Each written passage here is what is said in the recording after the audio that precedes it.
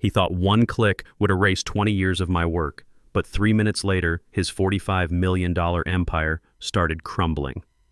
And the beautiful part? He never saw it coming from the guy he called outdated.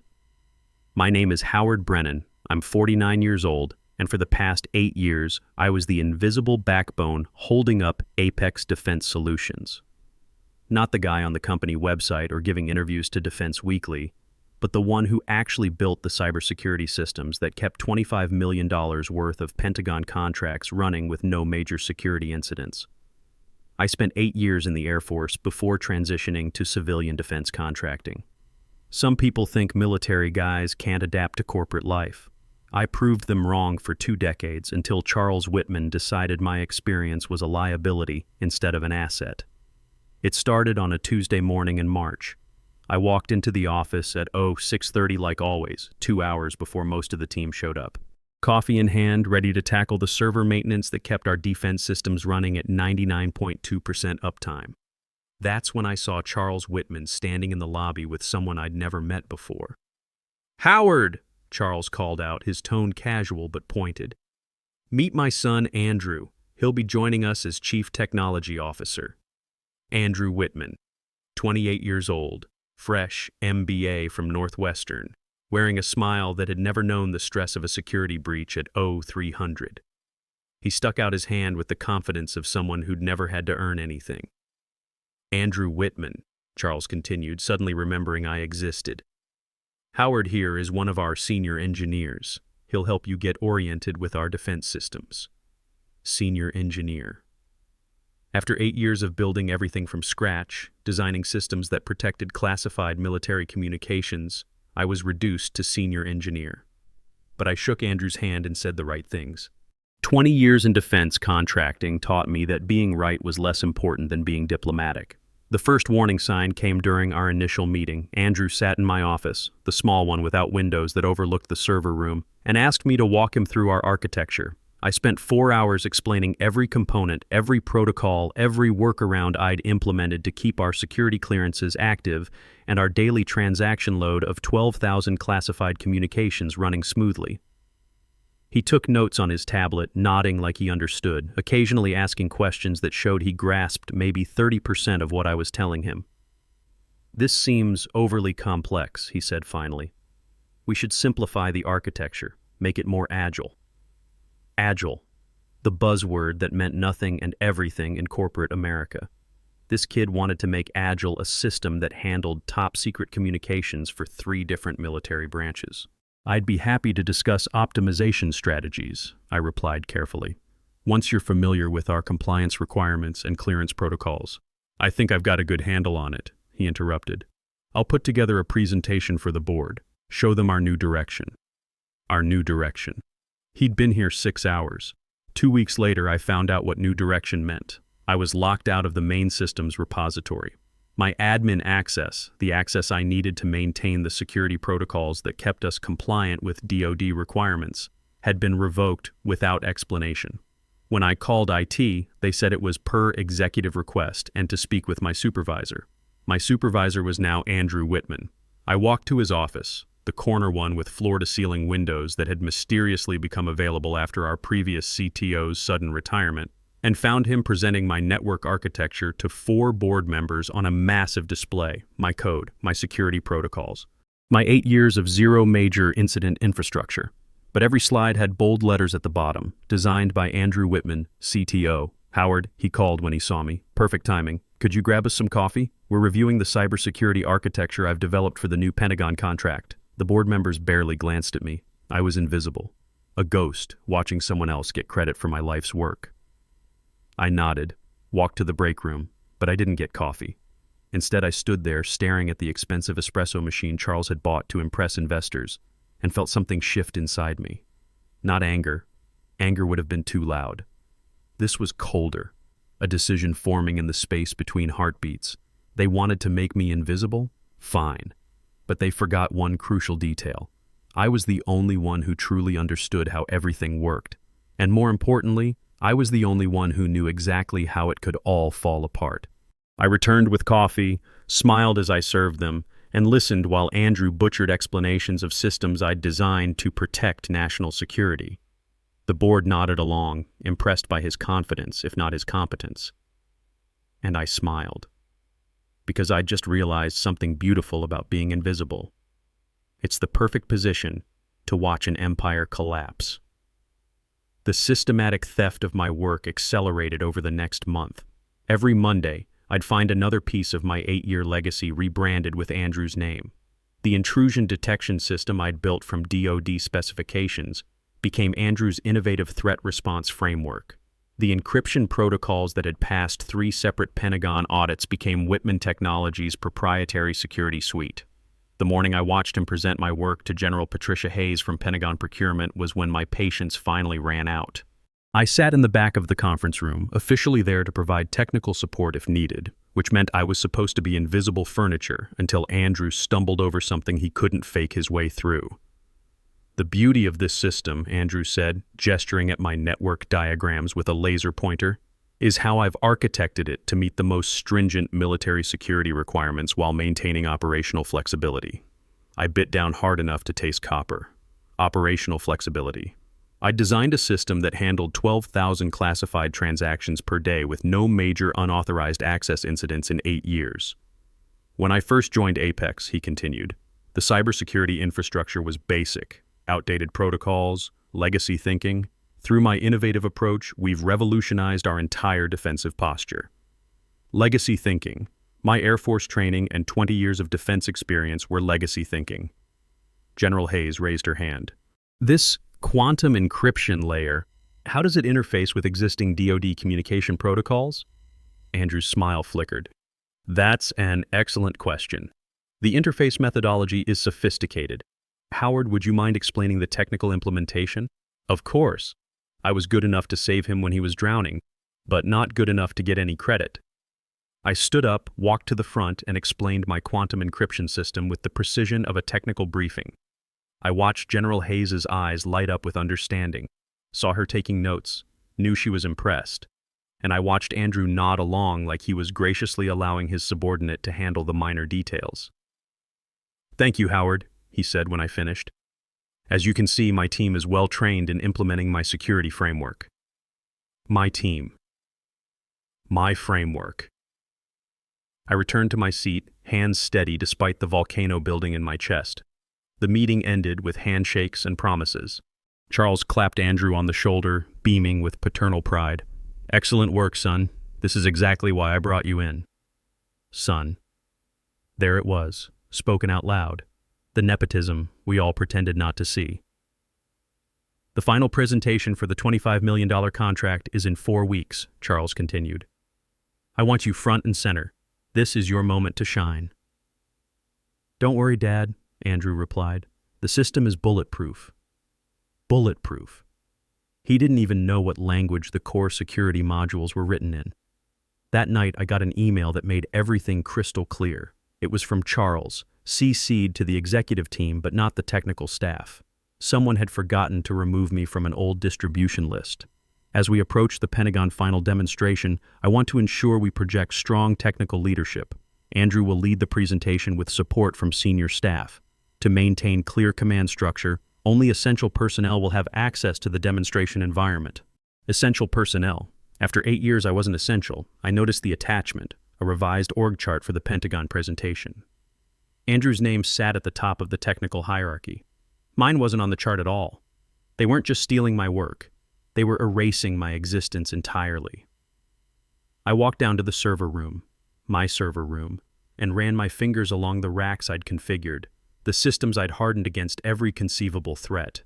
Every blinking light represented nights I'd stayed late, weekends I'd spent updating protocols, calls I'd taken at 0200 when something needed fixing. My phone buzzed, text from my son Brian at college. "Dad, saw the Apex press release about the new Pentagon contract. Pretty cool that you're running cybersecurity for something that big." He thought I was running it. My own son didn't know I'd been erased from my own work. I closed the text and made a decision. They wanted to pretend I didn't exist? Fine. Let's see how well their stolen kingdom stands when the architect stops maintaining the foundation. The art of war isn't about destroying your enemy with brute force. It's about creating conditions where they destroy themselves. I learned this in the Air Force, but I perfected it in 20 years of corporate survival. My preparation began with the kind of methodical planning that had kept military systems secure for over 2 decades. Every night after the office emptied, I worked on my insurance policy. Not sabotage, that would be illegal and against everything I stood for. Just comprehensive documentation and strategic positioning. I created a complete backup of our security architecture on my personal systems. Every configuration file, every custom script, every integration point I'd developed over 8 years. This wasn't theft. I'd written 90% of the code myself, and my employment contract explicitly allowed personal development environments for continuous learning and professional development. During the day, I became the perfect invisible employee. When Andrew stumbled over basic security concepts, I was there with gentle corrections framed as suggestions. When his optimization crashed the test environment at midnight, I fixed it quietly and let him take credit for the resolution. "Howard, you're being incredibly helpful lately," Andrew said one afternoon, standing over my desk. "I really appreciate you embracing the new structure." "Of course," I replied. "We're all working toward the same goal." "Exactly. That's the spirit I like to see."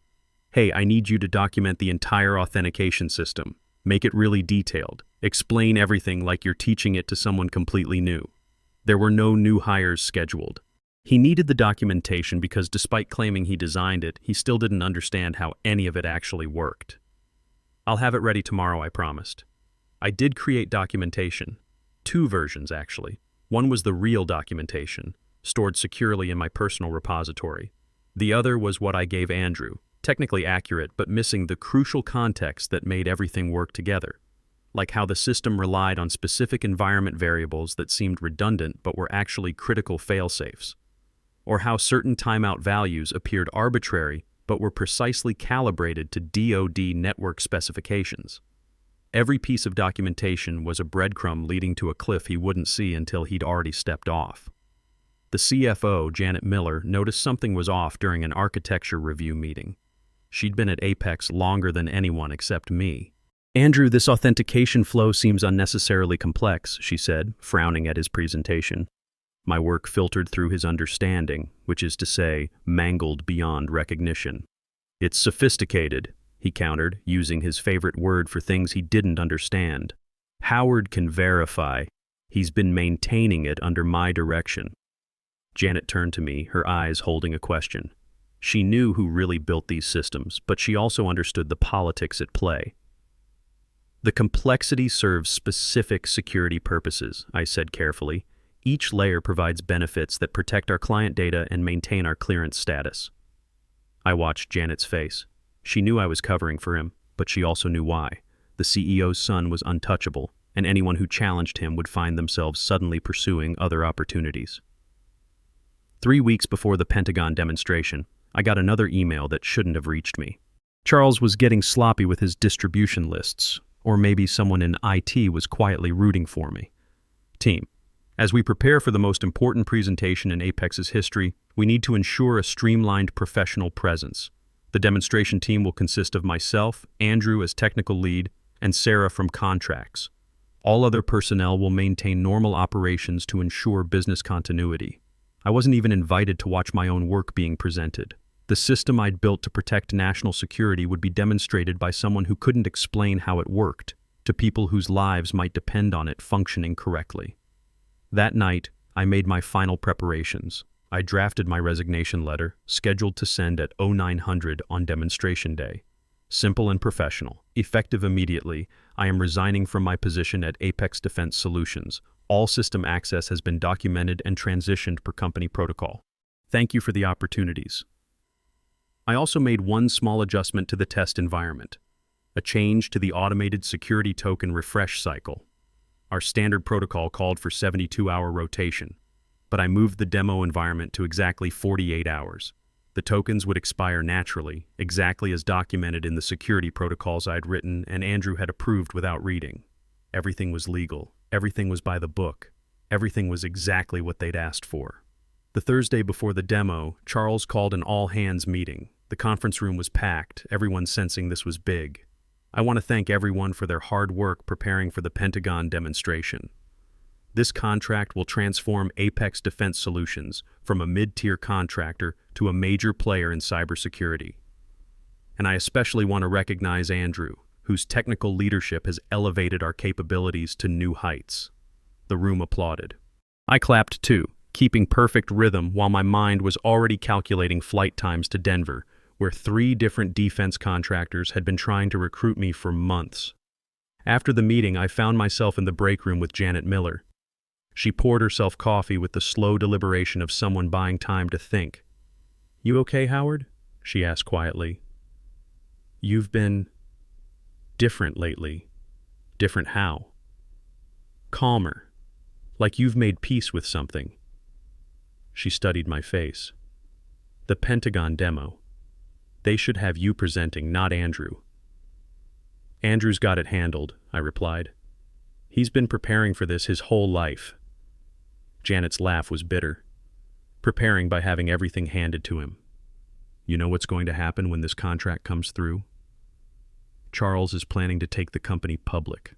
All that growth, all that valuation, built on work that Andrew will get credit for. Public."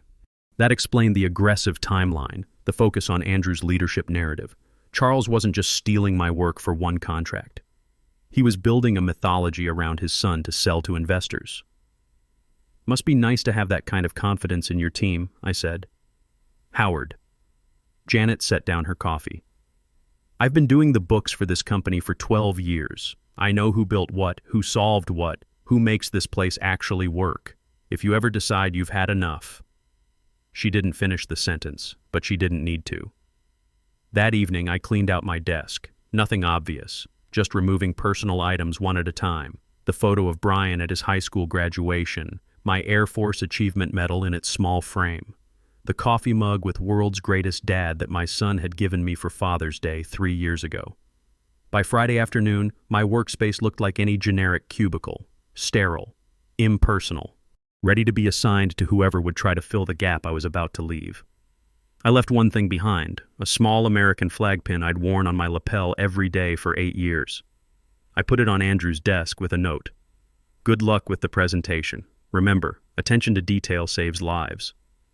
He wouldn't understand the message, not until 09:15 on Monday morning, when the security tokens expired exactly as scheduled, when the Pentagon demonstration went dark in front of General Hayes and her procurement team, when $25 million in contracts evaporated because the person claiming credit didn't understand the system he was supposed to be protecting. And by then, I'd be gone, not fired, not pushed out, not erased, just gone, like I'd never existed at all, exactly the way they'd treated me for 8 years.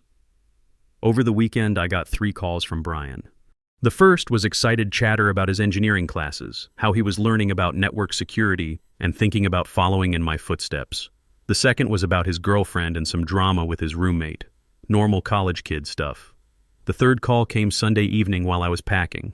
"Dad, you sound different. Everything okay?" "Just tired, son. Big presentation at work tomorrow. The Pentagon thing? That's so cool. I've been telling everyone at school about how you're running cybersecurity for major defense contracts. Running cybersecurity. If only it were that simple." "Brian," I said, "I want you to know I'm proud of you. Not just for your grades or your major, but for who you're becoming. You work hard for what you get. You don't take shortcuts. That matters more than any grade or any job. Dad, you're starting to sound like you're giving me life advice or something. You feeling okay?" I laughed. "Just your old man getting sentimental. I love you, kid." "Love you too, Dad. Good luck tomorrow. Show those Pentagon guys what real expertise looks like." After I hung up, I sat in my living room for a long time, looking at family photos. My ex-wife Karen and I had divorced 5 years ago, but it had been amicable. Different priorities, different timelines, but we'd managed to raise a good kid together. She'd moved to Phoenix, found someone who traveled less and worked more reasonable hours. Maybe she'd been right about my priorities. Maybe I'd given too much of myself to companies that saw me as replaceable. But tomorrow, Apex Defense Solutions was going to learn what happened when you actually tried to replace the irreplaceable. I set my alarm for 0600, same as always. Demonstration day was going to start exactly like any other day.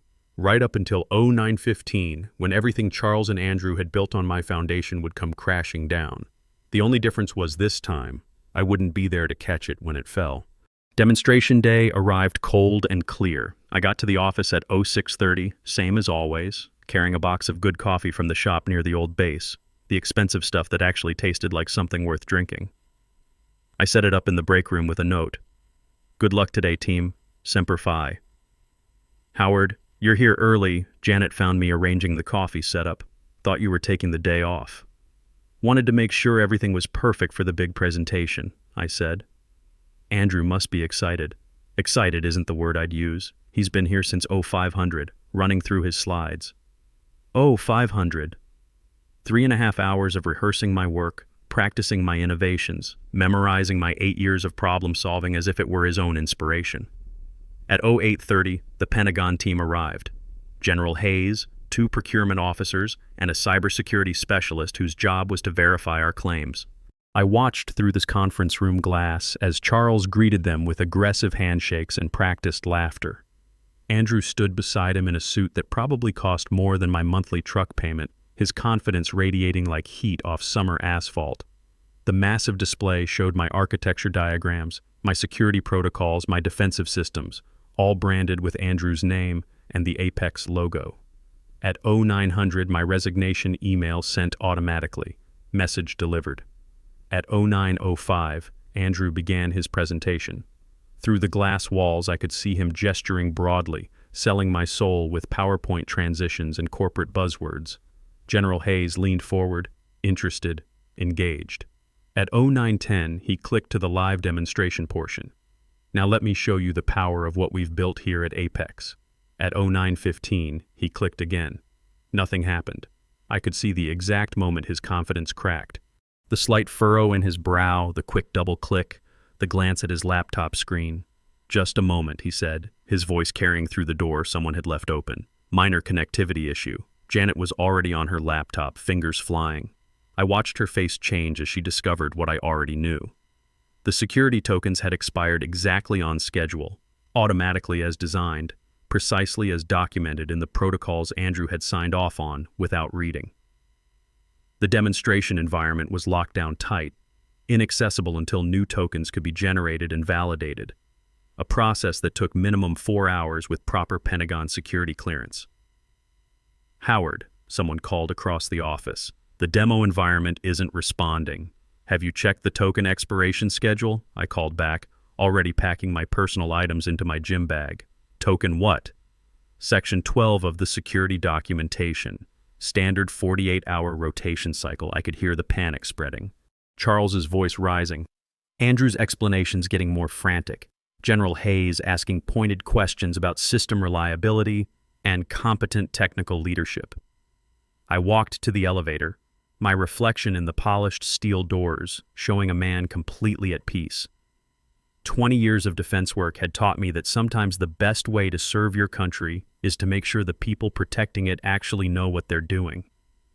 The elevator descended, and I smiled.